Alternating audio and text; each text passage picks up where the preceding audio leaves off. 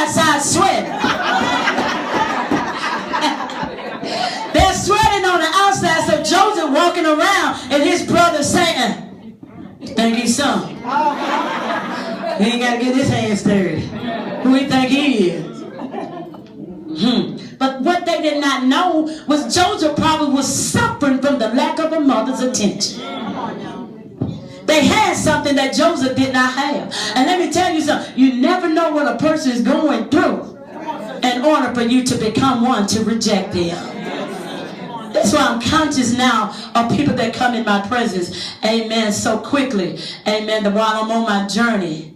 Because as First Lady said, I was shy, but I learned how to overcome my shyness, and I had to deal with some hidden pain that no one could see, no one knew about. So I was very secluded, isolated. So when I meet people like that, I realize you're going through something. But you got to allow somebody to break the barriers in your life to get you to destiny. Now, second half of this. We saw Leah, we saw Rachel, right? Yeah. Let's look at the flip side of the coin. Here are two women that can celebrate each other. They got a supernatural visitation and got a supernatural impartation from God. Don't miss your impartation by holding on to what was in the past.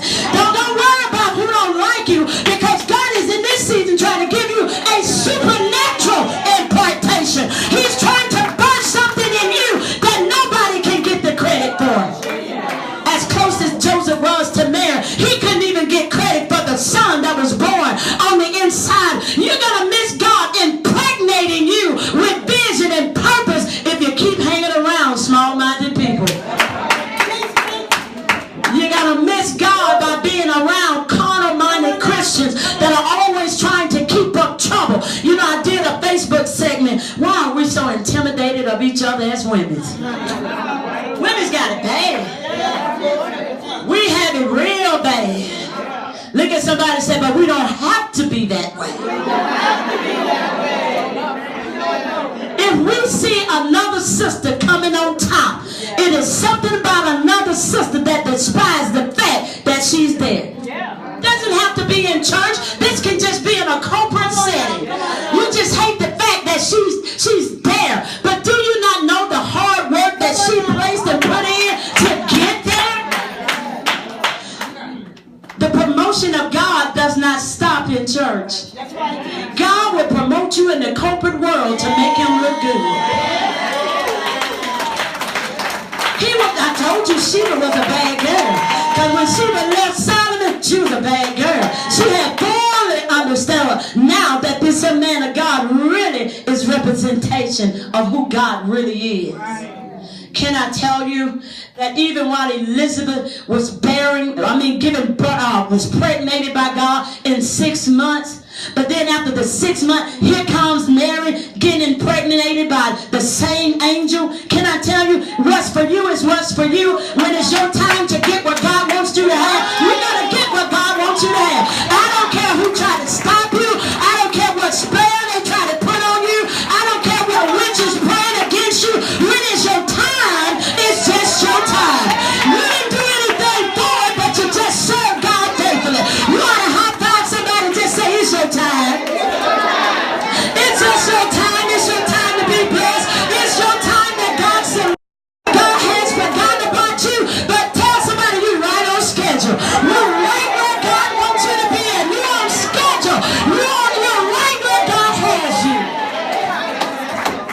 The enemy will try to make you to think that you're getting left behind, but you're right on time. If you're in a trial, right on time. If you just came out of a trial, right on time. If you're reaping your harvest, you're on time.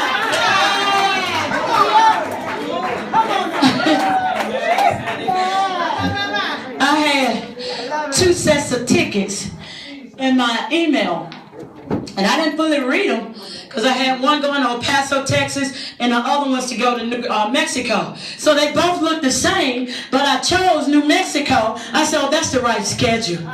It's the right schedule. But when I got to the airport, I found out I had the wrong time, wrong date, wrong hour. Pastor Kirksey said, you done got me up at the bed. You got me up at 4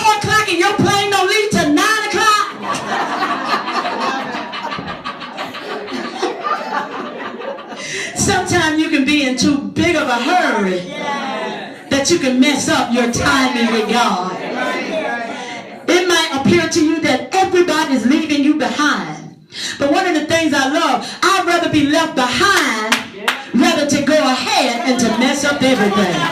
Because I'd rather wait on God, because you never know wait on God what it will do for your household. Your timing has your family attached to it. The timing of God has your time set aside that your husband will get saved.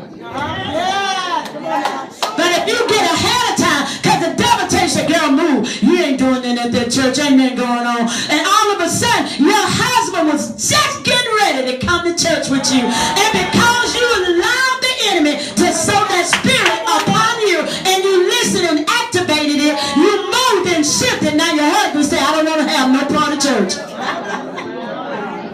Because you know why? He said you're unstable. He can't see stability. To tell somebody, not only is it a requirement of mine to walk on time, but I got to be on time.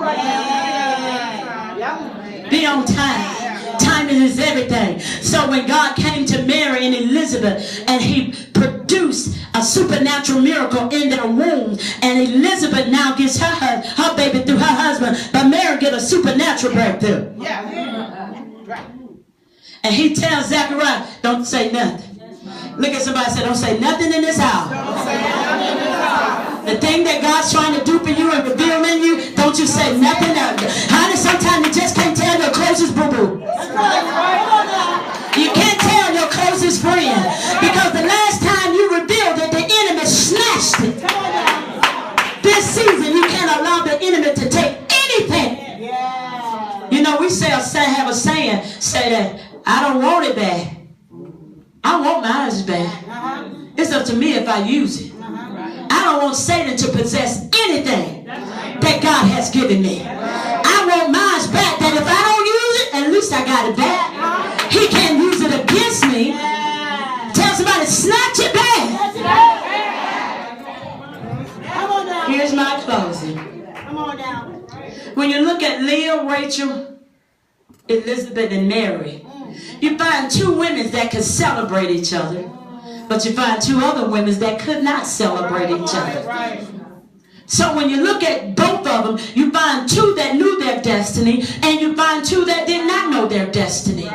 It's important to know what he's giving you the instructions to do.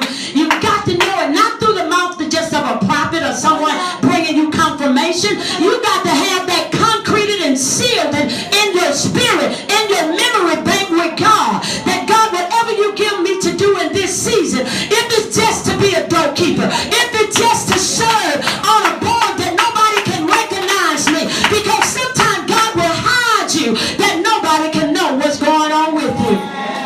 Sometimes God hides you to heal you. If you like to be seen, he's going to hide you. If you like all the top positions in church, he's going to hide you. Until he get that spirit of desiring to be noticed out of you. Sometimes God will make it, you know, sometimes God will demote you and you don't even know you've been demoted.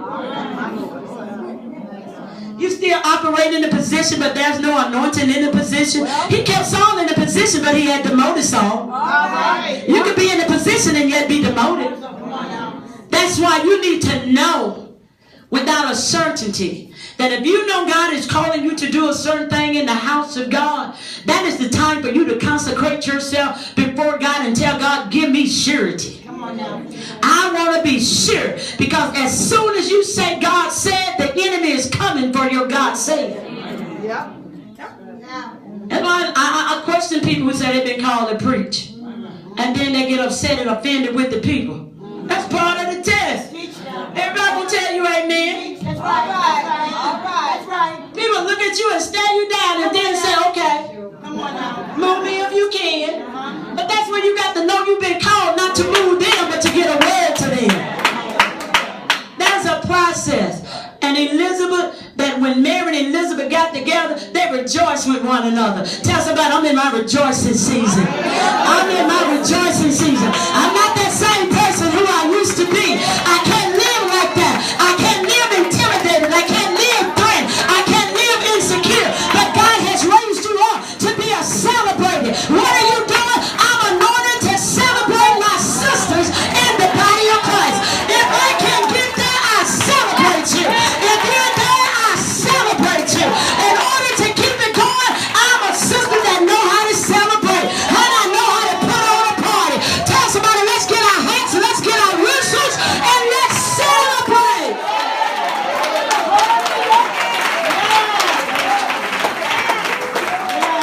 when you see your sister about to come out with her boutique, all right. Come on now. Look at somebody and say, I don't know, I'm a celebrate. I ain't got time for that.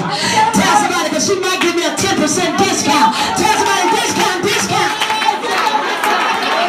I'm celebrating my sister that just got promoted. I'm celebrating my sister that just wrote a book. I'm celebrating my sister that's an entrepreneur. I got anointed to celebrate you. I know you don't want to tell nobody where you got it from, but just say, hey, I know where you can get some. I know she can hook you up. I love it. So I just want to tell you, become Mary and Elizabeth. That whatever goes on in your sister's life, and you see them and they feel, and you can just about tell they're depressed, but they're yet smiling. Take them. Do you not know how many times we allow each other to walk out of that door? And we don't take the opportunity to just hug. That on somebody, they don't need a prophecy, they just need to be held. Just hold me just for a little while. Because all I need is somebody just to hold me. And when they try to hold you, don't act like you superwoman, baby, let go. Stop. Come here, sister. Come on, hug Sister Kirksey. Because this is how some of our reactions are. You so powerful and anointed, but this is how you hold me. And I'm trying to get away, but you hold me still. I understand. I'll talk to you tomorrow. You're going to miss your breakthrough because you're looking for someone you thought that should be there to hug you. And God has sent someone to minister to you. And you ought to learn how to accept God's administration when He sent the individual to you. Now, if you're going to hug me, don't keep asking me what's wrong. What's wrong?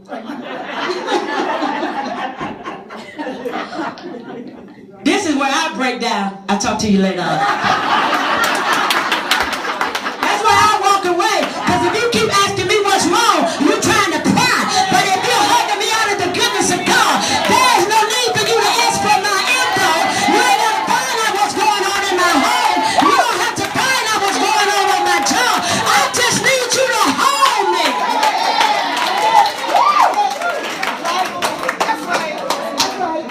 So the next time a sister or mother come to you, just go and break. I was broken so bad one time, Pastor, till I found myself in a dilemma. And I had never been to my father in a way that I was broken, torn to pieces. And there was nobody I felt like I could confide in.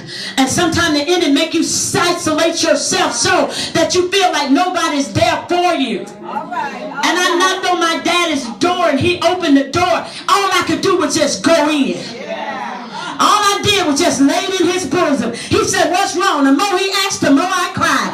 Let me tell you something. When God gives you an opportunity to break, that's the time for you to break. When the anointing is in the house and you know you got a burden in your life, get a release. Tell somebody, get a release. I need to be released. Now today, some of y'all are burdened with your children. You need a release. Some of you going through financially and you're single, you need a release.